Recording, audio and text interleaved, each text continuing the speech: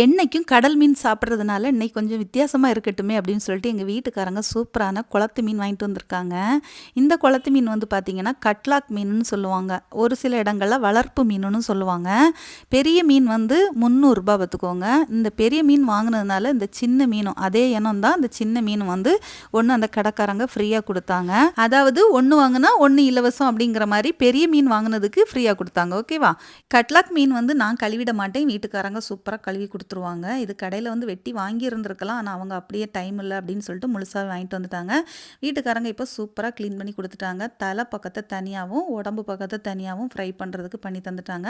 தலையெல்லாம் போட்டு சூப்பராக குழம்பு வச்சுருவேன். எனக்கு என்னமோ அந்த தலைக்கறியெல்லாம் அந்த குழம்பெல்லாம் நான் சாப்பிட்ற மாட்டேன், ஃப்ரை பண்ணால் நல்லாவே சாப்பிடுவேன். சரியாங்க?